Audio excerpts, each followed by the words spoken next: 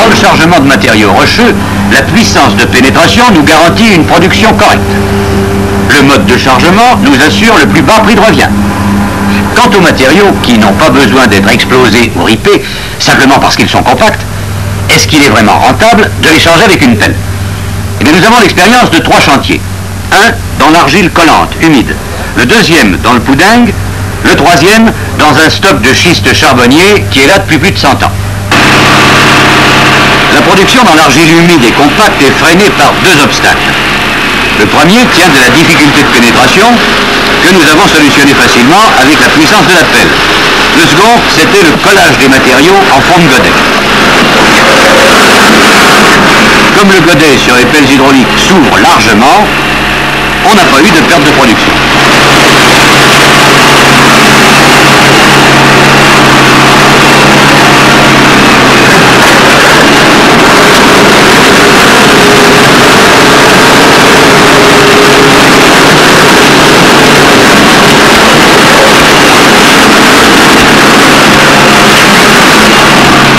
Certains matériaux consolidés offrent une plus grande résistance de pénétration que les matériaux explosés. Si nous avions utilisé un autre matériel que la pelle, il nous aurait fallu un bulle qui pousse et foisonne les matériaux à partir de la bulle. Avec une pelle, on est assuré d'une production de 250 mètres cubes heure en place au meilleur prix de revient.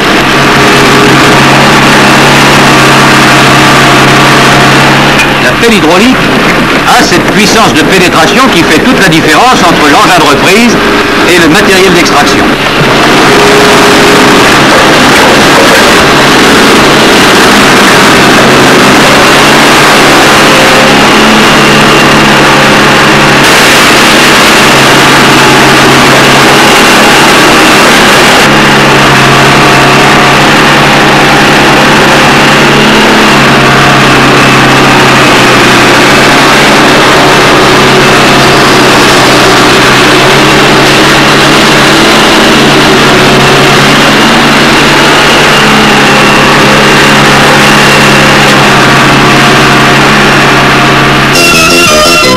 Troisième chantier, un dépôt de schiste charbonnier stocké là depuis une centaine d'années et que nous devions utiliser en remblai d'autoroute.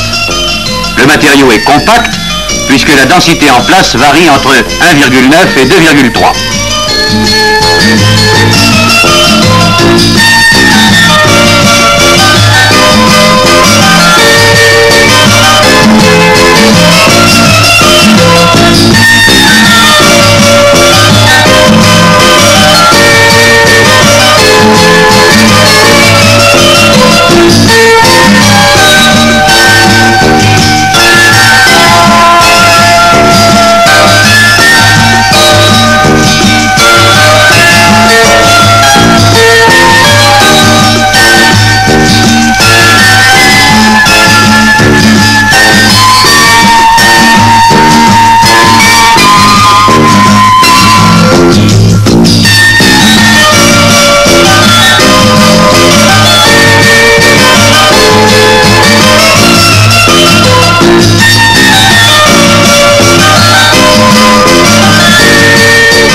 Charge et vide dans le temps moyen de 20 secondes, soit 10 secondes pour remplir le godet, 3 secondes pour tourner et monter la charge, 3 secondes pour vider et 4 secondes pour revenir au point de départ.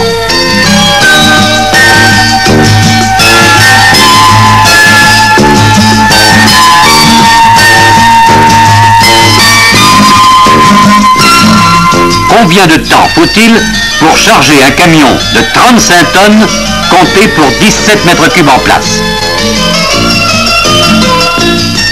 1 minute 50.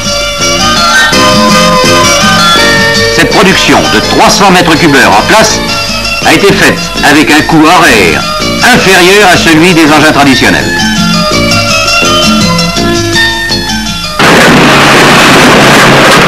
Quant aux matériaux meubles, compte tenu du nombre élevé de matériel disponible dans le créneau, on peut se demander si une pelle est utilisable et rentable. Nous, on s'en sert quand on est tenu d'utiliser des camions ou tout autre matériel de transport qui se charge par le haut.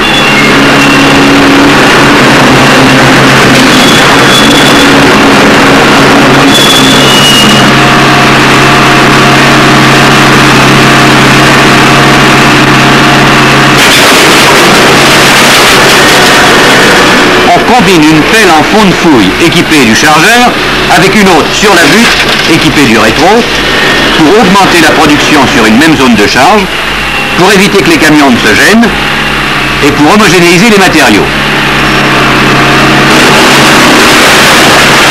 Il est donc intéressant de découper le massif par tranches de 8 mètres de hauteur et de choisir soit des pelles avec l'équipement chargeur pour remplir les camions, soit des pelles en rétro pour remplir les camions au niveau inférieur. Visibilité augmentée, cycle plus rapide ou au même niveau quand le fond de fouille est inondé ou que les déblais sont évacués vers la zone d'origine.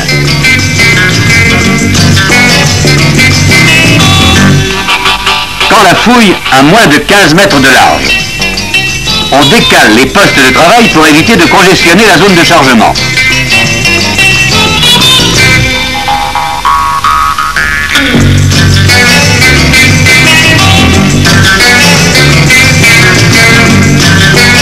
Le conducteur du camion a en plus le choix entre 2 postes de chargement, ce qui diminue le temps d'attente.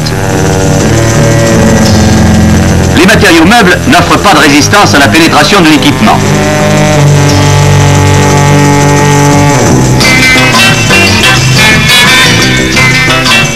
Ici, sur un chantier d'autoroute, la pelle est équipée d'un chargeur de 4 mètres cubes.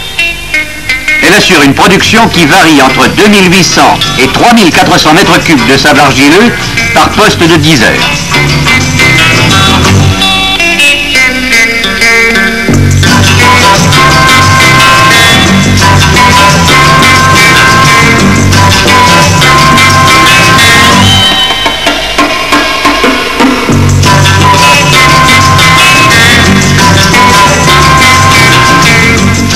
La mise en remblai des terres inondées n'est pas possible sans diminution de leur teneur en eau. Nous n'arrêtons pas le chantier. Si la nappe phréatique affleure au début des terrassements, les pelles en rétro créent 2 tranchées en latéral pour rabattre la nappe.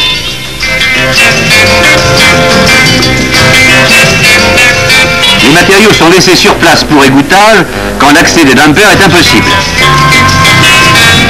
Quand les matériaux sont suffisamment secs pour la mise en remblai et que les dumpers peuvent accéder, la pelle charge directement. On procède ensuite à un nouveau rabattement de la nappe pour arriver par entailles successives à la forme définitive du terrassement.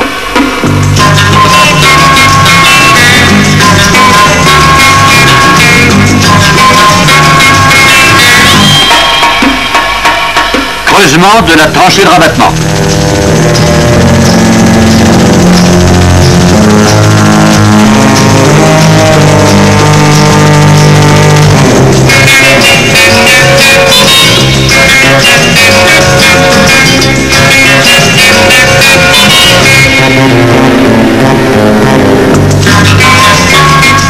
Reprise des matériaux essorés avec l'équipement fouille.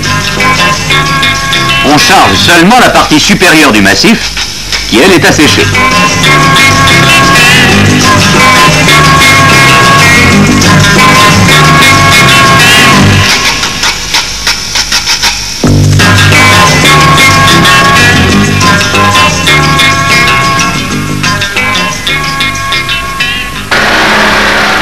Des sols meubles au marécage, il n'y a qu'un pas et nous l'avons franchi à l'occasion du lancement d'un remblai routier sur Tourbière.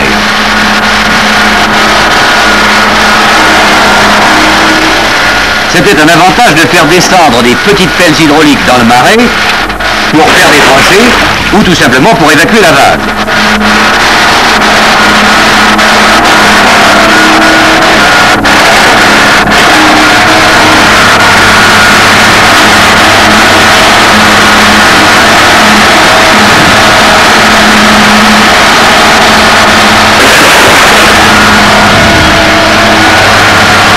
Quand le déblai et le remblai sont dans un axe qui passe par le centre de la machine, les pelles, avec une rotation de 180 degrés, déplacent le matériau sur une distance de 20